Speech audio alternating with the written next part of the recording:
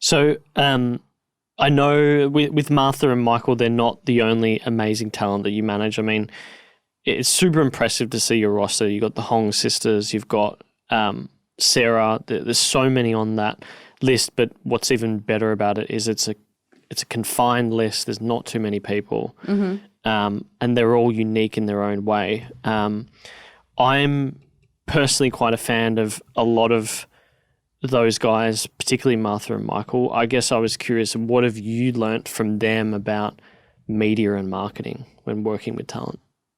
With them in particular, we kind of started, like when I met Martha, oh my God, probably almost 3 years ago now, 2 years ago, I can't remember.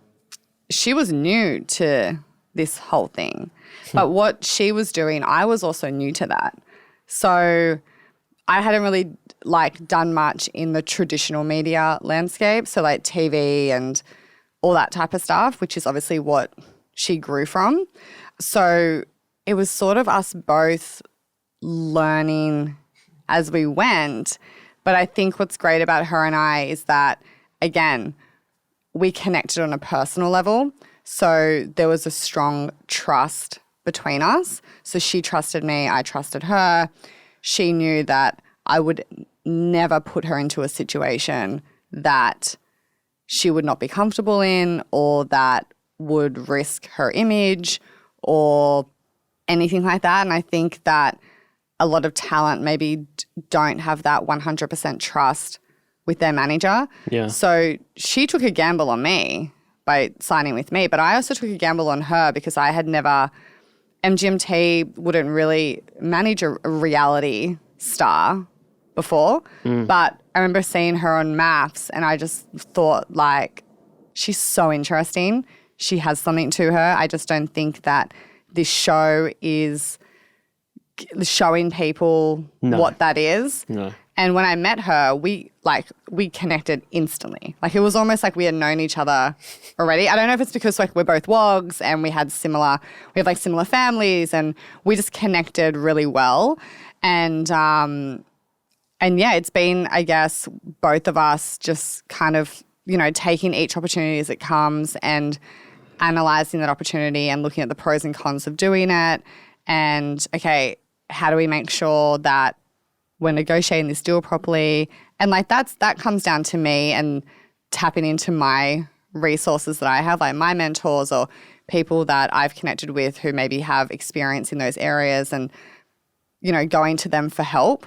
But then also making sure that I also am catering to her personality and her image and stuff like that. So I've learned a lot in the past 2 years working with Martha and Michael. Yeah. And it would have opened up things that, like you said, ordinarily you wouldn't have had the opportunity to work within. And it brings up this interesting point of pockets of opportunity because, for us as an agency, sort of similar, we both work with brands and talent, whether it's social media or influencers. We've got this sub-specialization, let's say, in TikTok now.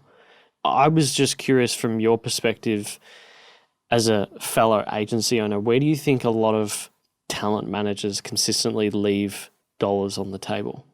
Where are they making mistakes? I think a lot of talent agents, because when I meet with talent who are maybe leaving their agency and I get that kind of feedback from them, they tell me about a job that their agent did.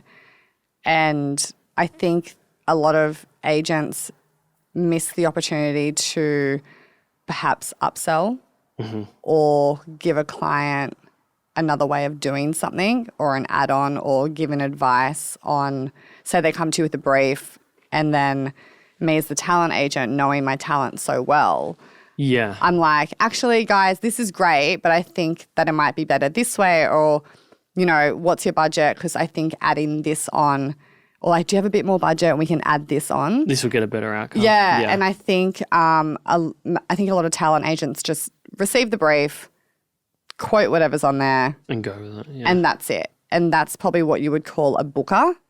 Yeah. Whereas what I find is really looking at that opportunity and being like, okay, what more can we do here? How can we make it more in line with the talent?